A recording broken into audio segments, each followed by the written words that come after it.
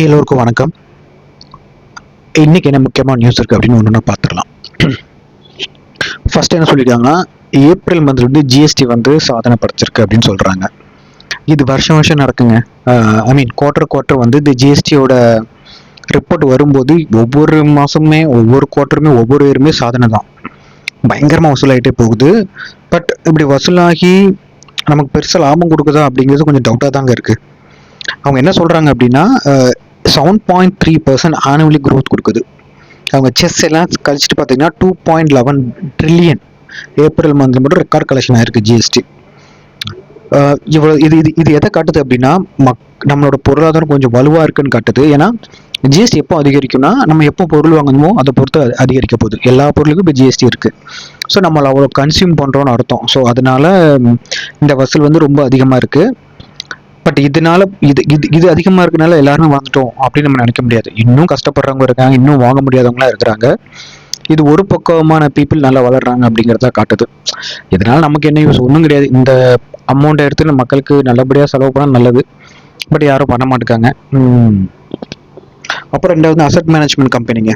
So அவங்க வந்து பார்த்தீங்கன்னா எக்ஸப்ட் ஹெச்டிஎஃப்சி, ஏஎம்சி, எல்லா ஏஎம்சியும் இந்த குவார்ட்டர் வந்து கம்மியாக தான் கொடுத்துருக்காங்க. அவங்களோட Q4ல வந்து லாபம் கம்மியாக இருக்குது. ஏன் அப்படின்னு பார்த்தீங்கன்னா, இந்த வெஸ்ட் ஏஷியாவோட வார்னால தான் சொல்கிறாங்க. இந்த வார்னால நிறைய பீப்புள் வந்து இன்வெஸ்ட் பண்ண மாட்டேங்காங்க. ஸோ அவங்க இன்வெஸ்ட் பண்ணால் தானே ஏஎம்சியோட அவங்களுக்கான அந்த அமௌண்ட்லாம் வரும். அதை ஃபீஸ் வழியாக அவங்க வந்து எல்லாம் வர முடியும். ஸோ அது வந்து வரமாட்டுக்கு அப்படின்னு சொல்கிறாங்க. ஸோ நிஃப்டி 50 பார்த்தீங்கன்னா 11% டவுனாக இருக்குது February and March எண்டில். அதுக்கப்புறம் இதனால அவங்களோட ஃபீ இன்கம் வந்து ஸ்டேபிளாக தான் இருக்குன்னு சொல்கிறாங்க. பட் ஸ்டில் ஃப்ளாட்டாக தான் இருக்குது, பெருசாக வரல. அவங்களோட Q4 வந்து நல்லா இல்லை அப்படின்னாலும் அவங்களோட ஃபோர்காஸ்ட் நல்லா இருக்குது அப்படின்னு சொல்கிறாங்க. ஸோ இது பார்க்கலாம் எப்படி போகுது அப்படின்ட்டு. ஹெச்டிஎஃப்சி, ஏஎம்சி, ஐசிஐசி இதெல்லாம் வந்து அவங்க ரெவன்யூவில் வந்து கம்மியாக இருக்குது. பட் ஸ்டில் மற்ற ஏஎம்சி வந்து இதை கூட காட்ட முடியல இந்த குவார்ட்டரில். ரொம்ப பயங்கரமான பாதிப்பு தாங்க இருக்குது. ஸோ இந்த ஏஎம்சி கம்பெனியில் நீங்கள் ஒரு முறை ரிவிசிட் பண்ணிக்கோங்க. நீங்கள் ஆல்ரெடி இன்வெஸ்ட் பண்ணியிருந்தீங்கன்னா அதுக்கேற்ற பிறகு உங்கள் பிளானை பண்ணிக்கோங்க. அண்ட் நெக்ஸ்ட் எஃப்எம்சிஜியில் என்ன சொல்கிறாங்கன்னா, ஸ்ரிங்க்ஃப்ளேஷன் வருது அப்படின்னு சொல்கிறாங்க. ஸ்ரிங்க்ஃப்ளேஷனாக ஒன்றும் இல்லை. நம்ம இப்போ ஒரு 10 ரூபாய்க்கு ஒரு ப்ராடக்ட் வாங்குறோன்னா 10 ரூபா தான், பட் அதோட குவான்டிட்டி குறைச்சிருவாங்க. இதெல்லாம் தெரிஞ்ச எக்ஸாம் தான். ஒரு பிஸ்கட் பையில் 10 பிஸ்கட் இருக்குது 10 ரூபாய்க்குனா, இனிமேல் 8 பிஸ்கட்டில் 9 பிஸ்கட் தான் இருக்கும். உங்கள் ரேட் கம்மியாக இருக்கும், பேக்கெட் கம்மியாக இருக்கும், பட் அதோட சைஸ் வந்து கம்மியாக, அதுக்குள்ளே இருக்க ப்ராடக்டோட இது வந்து ரொம்ப கம்மியாக இருக்கும். இது ஏன் அப்படின்னு சொல்கிறாங்கன்னா, அகெயின் இந்த வார்னால அண்ட் பெட்ரோல் டீசல் வேறு அதிகமாக இருக்கிறதுனால எங்களால் இதை வந்து இன்னும் நாங்கள் லாபத்தை சம்பாதிக்க இப்படி தான் பண்ணி ஆகணும் அப்படின்னு சொல்லிட்டு இருக்காங்க. பார்க்கலாம் இது எந்த அளவுக்கு இருக்குது அப்படின்ட்டு. அப்புறம் நேற்று ஒரு ரீட் பற்றி சொல்லலாம். ரீட் ஒரு கம்பெனி வந்து ஐபிஓ, ரீட் கம்பெனி ஐபிஓ. நான் வந்து நாளைக்கு இல்லை மண்டே வீடியோ போடுறேன். அது போக இப்போ நம்மளோட அசட் மானிட்டரைசேஷன் அசட் மானிட்டரைசேஷனை நம்ம வந்து அரசு பண்ண போகிறாங்க. அவங்க என்ன பண்ணுறாங்க அப்படின்னா, இந்தியாவில் இருக்கிற கவர்மெண்ட் ஆஃப் இந்தியா பப்ளிக் செக்டரில் இருக்க எல்லா லேண்டுமே நம்ம ஏன் மானிட்டைஸ் பண்ண முடியாது? ரியல் எஸ்டேட் ட்ரஸ்ட் மாதிரி வச்சு அது மூலமாக நம்ம ஏன் பணம் திரட்டக்கூடாது அப்படிங்கிற மாதிரி ஒரு புது வகையான ஐடியாவுக்கு வந்திருக்காங்க. இது தெரியல, இந்த பிளான் எந்த அளவுக்கு ஒர்க் ஆகும் அப்படின்னு தெரியல. அவங்க வந்து இமெயில் பண்ணியிருக்காங்க. எது யாருக்கெல்லாம்னா, அந்த பிளாக் ஸ்டோன், அப்புறம் Brook field, BSNL and power grid, இவங்கெல்லாம் வந்து இது வரைக்கும் எதுவுமே சொல்லலை. இந்த ரீட்டை பொறுத்த வரைக்கும் நாங்கள் வரோமா இல்லையா அப்படிங்கிற மாதிரி. ஸோ நிறைய பிஎஸ்என்எல் இதில் இருக்குது. பிஎஸ்என்எல் நிறைய லேண்ட் இருக்குது, அதெல்லாம் மானிட்டைசேஷன் பண்ணலாம் அப்படிங்கிறது எங்களோட ஐடியா. இது அவங்க எப்படி பண்ணுறாங்க அப்படின்னு நம்ம பொறுத்து தான் பார்க்கணும். அப்புறம் இந்த க்ளீன் பவர் வந்து நம்ம ஆல்ரெடி இப்போ வந்து நிறைய பேர் வந்து க்ளீன் பவர் வந்து யூஸ் பண்ணிட்டு இருக்காங்க. பட் இங்கே இப்போ என்ன பிரச்சனை நடக்குன்னா, நம்ம கவர்மெண்ட் வந்து புதுசாக ஒரு நிறைய நார்ம்ஸ் கொண்டு வந்திருக்காங்க. எது கொண்டு வந்திருக்காங்க அப்படின்னு பார்த்தீங்கன்னா, நீங்கள் வந்து க்ளீன் பவர் உருவாக்குறது நிறைய இயற்கைக்கு வந்து நிறைய கெடுதல் விழிக்கக்கூடாது. அதனால இந்த பேராமீட்டர் இப்படி இருக்கணும்னு சில நார்ம்ஸ்லாம் கொண்டு வந்திருக்காங்க. அந்த நார்ம்ஸ்லாம் ஃபாலோ பண்ணலாம் பயங்கரமாக வந்து உங்களுக்கு வந்து ஃபைன் போடுவோம் அப்படின்னு சொல்லியிருக்காங்க. ஸோ இது வந்து ஒரு நல்ல விஷயம் தான். கரெக்டாக கவர்மெண்ட் பண்ணுறது வந்து நம்மளே பார்த்துருந்தோம். இந்த வேதாந்தாலலாம் நம்ம தூத்துக்குள்ள ஒரு பிளான்ட் இருக்குது. அந்த பிளான் ஸ்டெரிலைட், அதனால இஷ்யூ வருது அப்படின்ட்டு நிறைய பிரச்சனை பண்ணி அதை க்ளோஸே பண்ணாங்க இல்லையா? ஸோ மக்களுக்கோ இல்லை இயற்கைக்கோ பிரச்சனை இல்லாமல் நம்ம எது பண்ணாலும் ஓகே. அப்படி பண்ணீங்கன்னா உங்களுக்கு வந்து பயங்கரமாக அபதாரம் விதிக்கும் அப்படின்னு சொல்லியிருக்காங்க கவர்மெண்ட். இப்போ என்ன பிரச்சனைனா, அவங்க அபதாரம் விதிக்கிறதுனால இனிமேல் இந்த ரெகுலேட்டரை கரெக்டாக ஃபாலோ பண்ணால் கூட அவங்களோட ரெவன்யூ காஸ்ட் வந்து கம்மியாகும் சொல்றாங்க. அதாவது இது வரைக்கும் அவங்க வந்து ஒரு 1 கிலோவாட் பவருக்கு வந்து 10 ரூபா வந்து செலவு பண்றாங்க. இனிமேல் அது 12 ரூபாய் ஆகலாம். அதை வந்து கஸ்டமர் தான் வந்து அகைன் கொண்டு வருவாங்க. ஸோ பவரோட காஸ்ட் வந்து இன்க்ரீஸ் ஆகலாம் ஃபியூச்சர்ல அப்படின்னு சொல்றாங்க. ஆல்ரெடி நம்மளோட நைட் டைம் பவர் கன்சம்ஷன் ரொம்ப அதிகமா இருக்கு. நமக்கு சோலார் பவர் டே டைம் நம்ம அதுலயும் நிறைய பண்ணிட்டு இருக்கோம். ஸோ இந்த மாதிரி இதனாலும் பவர் கன்சம்ஷன் வந்து ரொம்ப அதிகமாக இருக்கும். பட் அதோட ரெக்குவயர்மெண்ட் வந்து அதோட நம்மகிட்ட இருக்க கெப்பாசிட்டி வந்து கம்மியாக இருக்குது. ஸோ அதனால பவரோட டிமாண்ட் ரொம்ப அதிகமாகணும் ஃபோக்கஸ் பண்ணியிருக்காங்க. அப்புறம் இன்னொன்றுங்க, நீங்கள் இப்போ வந்து ஏதாவது ட்ராவல் பண்ணுறீங்க, வெளியே போய் ஹோட்டலில் சாப்பிட்றீங்க, இனிமேல் உங்களுக்கு செலவு அதிகமாகும். இது வரைக்கும் நீங்கள் ஒரு 100 ரூபாய் செலவு பண்ணுறீங்க ஒரு இடத்துக்கு போயிட்டு வர, இல்லை ஒரு இடத்துல போய் சாப்பிட்றதுக்குன்னா இனிமேல் அது 120 ஆகலாம், இல்லை 130 ஆகலாம். ஏன்னா இந்த எல்பிஜி அதுக்கப்புறம் இந்த கேஸ் விலை, சிஎன்ஜி எல்லாமே ரேட் அதிகமாக இருந்ததுனால 50% சிலிண்டர் உயர்ந்திருக்கு. எதுக்கு? உணவு ஹோட்டலில் மட்டும். ஸோ இதனால வந்து விலை ஒரு பயங்கரமாக இருக்குது அப்படின்னு சொல்லியிருக்காங்க. ஸோ பார்த்துக்கோங்க, இனிமேல் உங்களுக்கு ட்ராவலோ வெளியே சாப்பிட்றதையோ நீங்கள் அந்த விலையை வந்து கொஞ்சம் கவனித்து பார்த்தீங்கன்னா தெரியும். தேவையில்லாத செலவு பண்ண வேண்டாம். அவ்வளோதான். நெக்ஸ்ட் வந்து என்பிஎஃப்சி. ஸோ அவங்க என்ன சொல்கிறாங்க அப்படின்னா, இதில் 2 நியூஸ் இருக்குங்க. ஃபர்ஸ்ட் வந்து டாடா சன்ஸ் இருக்காங்களா, அவங்க வந்து கோர் இன்வெஸ்ட்மெண்ட் கம்பெனியில் இருக்காங்க. இப்போ பார்த்தோம் அவங்க தான் நம்பர் 1 கம்பெனி அப்படிங்கிற மாதிரி ரீசெண்டாக ஒரு வீடியோவில் பார்த்தோம் இல்லையா. அது வந்து வெளியே போகணும் அப்படின்னு அவங்க வந்து ட்ரை பண்ணுறாங்க. ஏன் வெளியே போகணும்னா, அவங்க லிஸ்ட்டை அவாய்ட் பண்ணுறதுக்கு நிறைய ட்ரை பண்ணிருக்காங்க. அது ஒரு பார்ட்டி தான். இதை விட்டு அவங்க வெளியே போயிட்டாங்க அப்படின்னா அவங்களுக்கு வந்து கொஞ்சம் லிஸ்ட்டை அவாய்ட் பண்ணலாமா என்ன தெரியல, அந்த மாதிரி யோசிக்கிறாங்க. பட் அதுக்கு நிறைய கவர்னன்ஸ் வந்து நிறைய தடை போடுறாங்க. அப்பெல்லாம் நீங்கள் விடக்கூடாதுன்ட்டு ஆர்பிஐ போட்டிருக்காங்க. ஸோ ஆர்பிஐ நம்ம வரைக்கும் பொறுத்து பார்க்கலாம். அதுக்கப்புறம் இன்னொரு என்னன்னா, என்பிஎஸ் வந்து 2026 வந்து அவங்க கொடுக்குற கடன் வந்து 26% அதிகமாயிருக்கு. நவம்பர் என்ன பண்ணாங்க, நவம்பர் 2023 ரிசர்வ் வங்கி வந்து என்ன ரிஸ்க் வெயிட் வந்து குறைச்சாங்க என்பிஎஃப்சிக்கு. ஸோ அந்த ரீசனால அதோட ரிஃப்ளெக்ட் இப்போ தான் ஆகுது அப்படிங்கிற மாதிரி சொல்லியிருக்காங்க. ஸோ இந்த முறை வந்து அதோட என்பிஎஃப்சியோட கடன் கொடுக்குறது அதிகமாக இருக்குது. ஸோ என்பிஎஃப்சி ஸ்டாக் வந்து நம்ம நெக்ஸ்ட் குவார்டர் கொஞ்சம் நல்லா பெர்ஃபார்ம் பண்ணணும் எதிர்பார்க்கலாங்க. ஸோ இந்த மாதிரி நியூஸ்லாம் வச்சு தான் நம்ம ஒரு செக்டாரில் நமக்கு பிடிச்ச ஒரு ஸ்டாக்ஸை வந்து சூஸ் பண்ணி, இப்போ அது வந்து ரொம்ப டவுனில் இருக்குது அப்படின்னா ஓகே, அப்போ வந்து அவங்க வந்து அவங்களோட டேர்ன் ஓவர் ஸ்டார்ட் ஆகுது, நம்ம இதுதான் கரெக்டான டைம் நம்ம என்டர் பண்ணலாம். ஸோ இந்த நியூஸ் யூஸ் ஆகும்னு நினைக்கிறேன், பார்க்கலாம். அப்புறம் நெக்ஸ்ட் இன்னொரு கம்பெனி, இது வந்து pharma related company, health care and pharma, signage international அப்படின்ட்டு. இதோட லாபம் ரொம்ப கம்மியாக இருக்குங்க. பேட் வந்து பார்த்தீங்கன்னா 16 ஆண்டுக்காண்டு குறைஞ்சிட்டே வருது. இப்போ வந்து 16 இருக்குங்க. 19 ரொம்ப குறைஞ்சிருக்கு. அதே மாதிரி லாபமும் ரொம்ப குறைஞ்சிருக்கு. 2% மட்டுமே அதிகமாக இருக்குங்க. இது காரணம் என்னன்னு சொல்றாங்க அப்படின்னா, இவங்க வந்து பயாலஜிக்கல் ரிலேட்டட் இதில் வந்து அதோட செலவு ரொம்ப அதிகமாக இருக்குது அப்படிங்கிறாங்க. இருந்தாலும் நிறைய பயங்கரமாக இன்வெஸ்ட் பண்ணி வச்சிருக்கோம். ஃபியூச்சரில் அது வந்து எங்களுக்கு வந்து நல்லா கொடுக்கும் அப்படின்னு நினைக்கிறாங்க. ரிசல்ட் வரதுக்கு முன்னாடி வந்ததுன்னு தெரியல, செம ஜம்ப். லாஸ்ட் டே பார்த்தீங்கன்னா கிட்டத்தட்ட 430 சம்திங், கரெக்ட் 430 இருந்து கிட்டத்தட்ட 520 வரை போயிட்டு கரெக்டாக 560 க்ளோஸ் ஆயிருக்கு.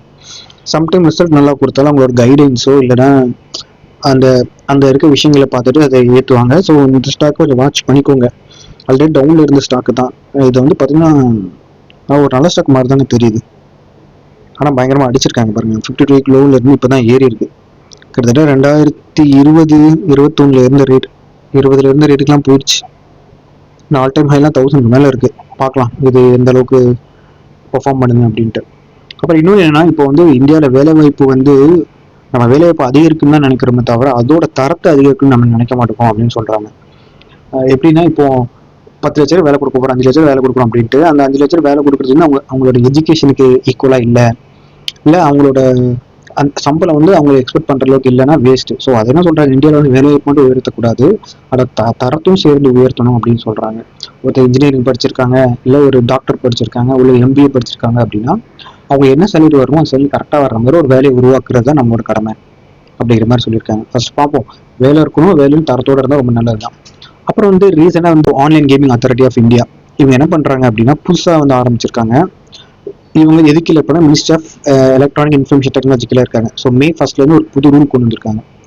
ஸ்போர்ட் என்ன பண்ணணும்னா இந்த OAGலேருந்து ரிஜிஸ்டர் செய்யணும், 10 வருஷம் ஒரு மாதிரி ரிஜிஸ்டர் பண்ணணும். இல்லைன்னா அவங்களால இந்த மாதிரி டோர்னமெண்ட் நடத்தவே முடியாது. அந்த சர்டிஃபிகேட் வந்து அவங்ககிட்ட வந்து வாங்கியிருக்கணும். அந்த சர்டிஃபிகேட் வந்து 10 வருஷம் இருக்கும். அதை வந்து கேம்பிளிங்கில் இருக்கவே கூடாது. கேம்பிளிங் இருக்காமல் ஸ்போர்ட்னு வாங்கி வச்சிருக்கணும். அதே மாதிரி யூசர் கம்ப்ளீட் 30 நாள் நீங்கள் முடிச்சிடும். 30 நாளுக்கு மேலே இருந்து அவங்க அப்பீல் பண்ணாங்கன்னா அது வந்து பயங்கரமாக இது பண்ணும் அப்படின்ட்டு இருக்காங்க. ஸோ கவர்மெண்ட் போர்ட்டபிளே தான் நீங்கள் லான்ச் பண்ணணும்னு வேற சொல்கிறாங்க. டிஜிட்டல் ஃபர்ஸ்ட் அப்ரூவல் சிஸ்டமாக இருக்குன்னு அப்படின்னு சொல்கிறாங்க. இது ஏன் கொடுத்துருக்காங்கன்னா இந்த ஆன்லைன் கேமிங் நிறைய மிஸ்யூஸ் பண்ணுறாங்களா, அதான் தடுக்கணும். ஸ்போர்ட்டை வந்து ஒரு ரெகுலேட் பண்ணணும் அப்படின்னு நினைக்கிறாங்க. ஸோ இந்தியாவில் ஆன்லைன் கேமிங்கோட மார்க்கெட் பார்த்தீங்கன்னா 2024 23,200 கோடி. ஸோ இப்போ நீங்கள் பார்த்தீங்கன்னா 31,600 கோடிங்க. ஸோ யூஎஸ்சிஜிஆர் வருஷத்துக்கு 11% இன்க்ரீஸ் ஆகிட்டே இருக்குது. ஸோ இதில் 2 கம்பெனி இருக்குது தெரியுமா, ஒன்று நசாரா இருக்குது, இன்னொன்று வந்து இருங்க நம்ம அது பார்ப்போம் என்னென்ன கம்பெனி அப்படின்ட்டு. ஸோ ஃபர்ஸ்ட் நம்ம பார்க்க வேண்டியது வந்து நசாரா. இது வந்து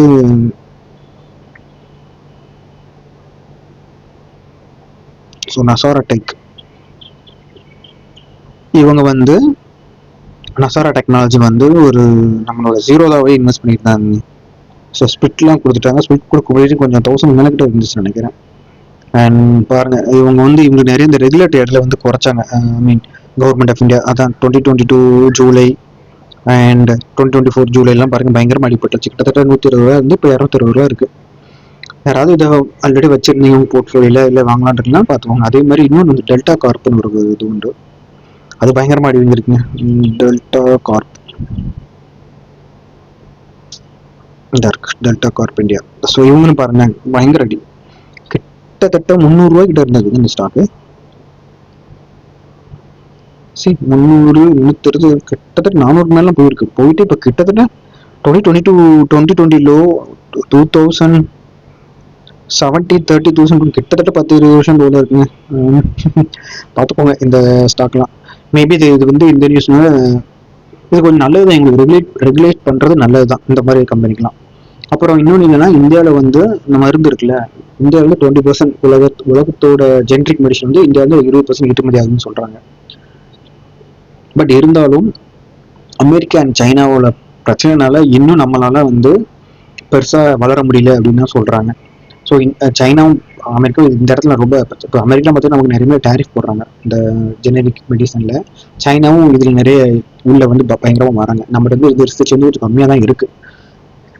ஸோ இந்த மாதிரி வளரும் துறையை நம்ம இன்னும் நல்லபடியாக முன்னோக்கி கொண்டு போகிறது ரொம்ப நல்லதாக இருக்குங்க.